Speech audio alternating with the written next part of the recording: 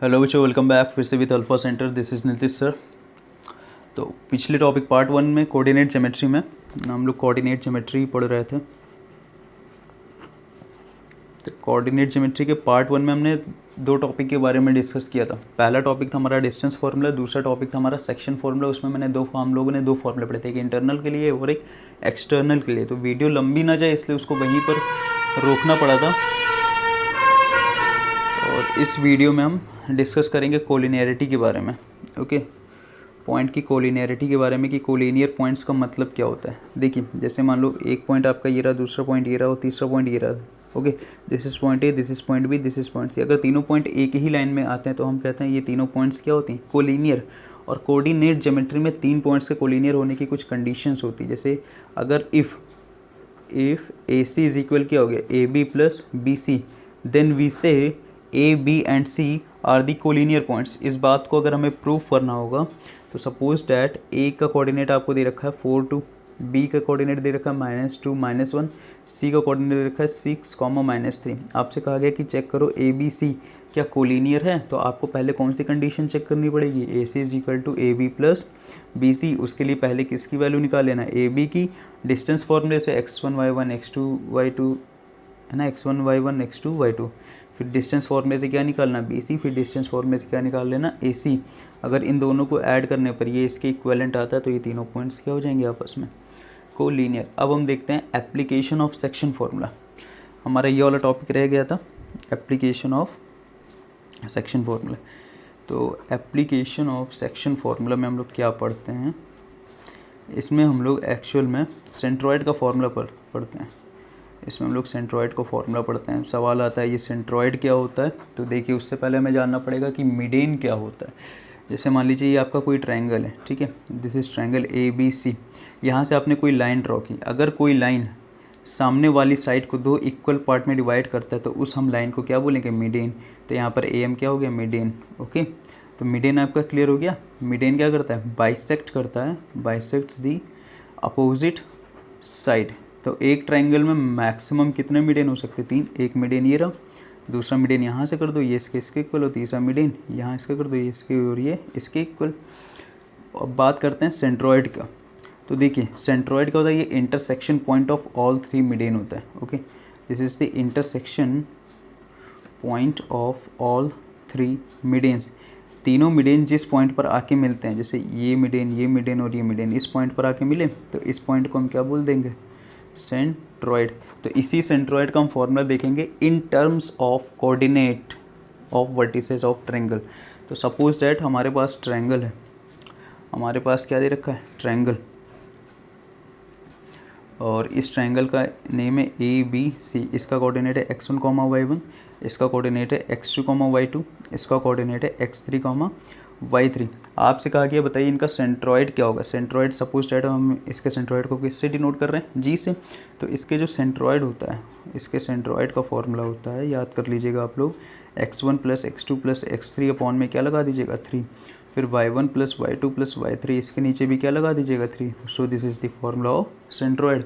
अब क्वेश्चन कैसे आएगा, जैसे सपोज डैट आपको ट्रायंगल का पहला वर्टिस दे दिया 0,6। ओके, सेकेंड वर्टिस आपको क्या दे दिया, 8,12।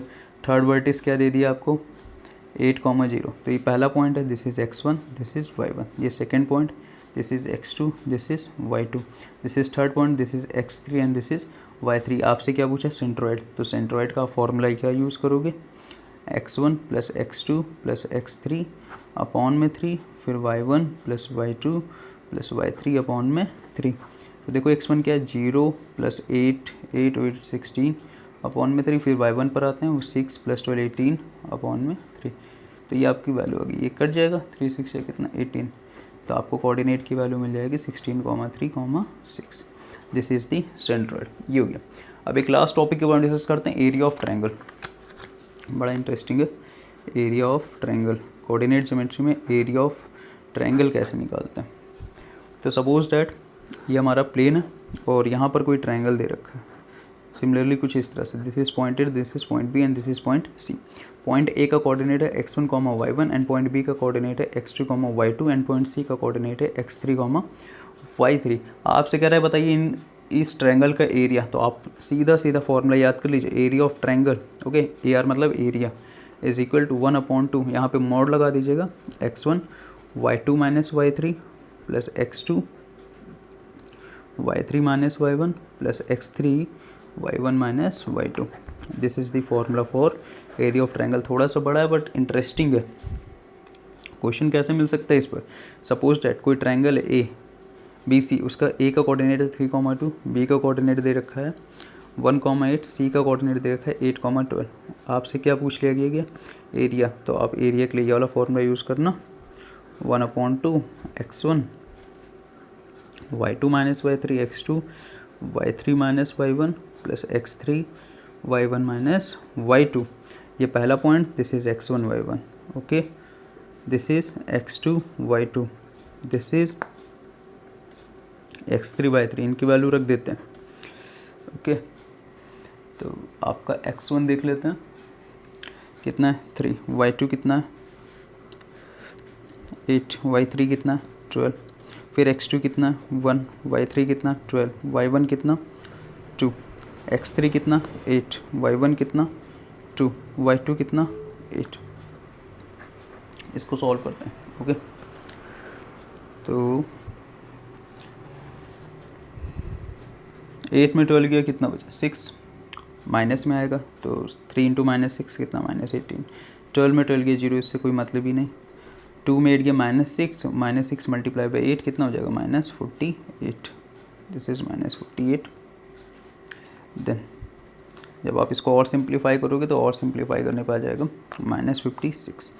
अब देखिए यहाँ पर मॉड लगा रखा था, तो मॉड लगाने का रीज़न यही था कि जो अंदर वैल्यू नेगेटिव में है वो किस में हो जाए, पॉजिटिव में, क्योंकि एरिया हमेशा किस में होता है, ऑलवेज पॉजिटिव। देयरफॉर जब आप इसको और फर्दर सॉल्व करोगे तो फर्दर सॉल्व करने पर मॉड हटेगा तो ये +56 ये कट जाएगा।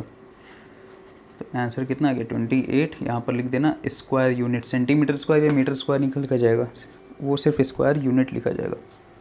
Understood, okay.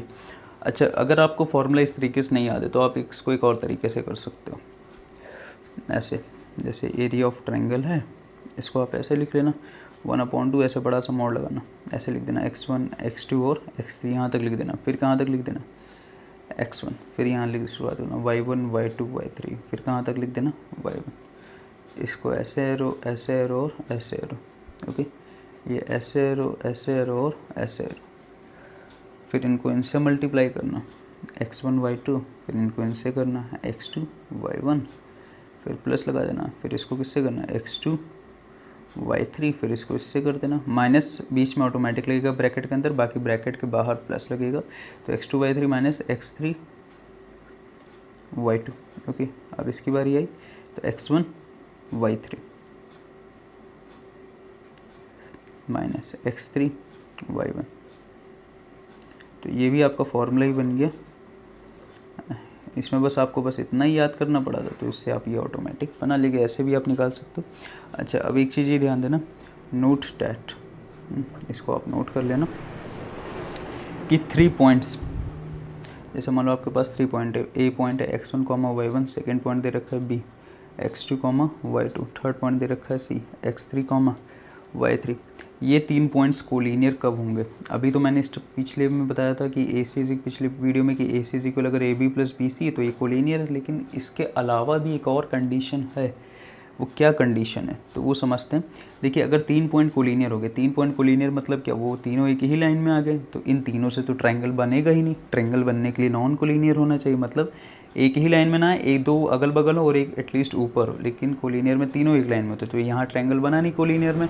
जब कोलिनियर में ट्रायंगल नहीं बना तो वहाँ पर एरिया ऑफ ट्रायंगल कितना हो जाएगा आपका 0, और एरिया ऑफ ट्रायंगल का फॉर्मूला आपने कितना पढ़ रखा है, ये सब कुछ पढ़ रखा है, तो ये हो जाता है आपका 1/2 x1 y2 minus y3 plus x2 y3 minus y1 plus x3 y1 minus y2 equal में आप क्या करते हैं 0, फिर 2 किससे मल्टीप्लाई हुआ 0 से, तो पूरा क्या हो गया 0। तो आपका सिर्फ ये वाला पोर्शन बचा, तो यहाँ पर आप लोग लिख लेना x1 y2 minus y3 plus x2 y3 minus y1 plus x3 y1 minus y2 all over कितना आएगा 0। सो जो अब ये आपको मिला है इसको हम बोलते हैं कंडीशन ऑफ कोलिनियरिटी। बहुत इंपॉर्टेंट टॉपिक है ये, इसको बोलेंगे condition of collinearity of 3 points. इसका यूज़ क्या है, यूज़ समझते हैं। तो सपोज डैट आपको दे दिया गया पॉइंट ए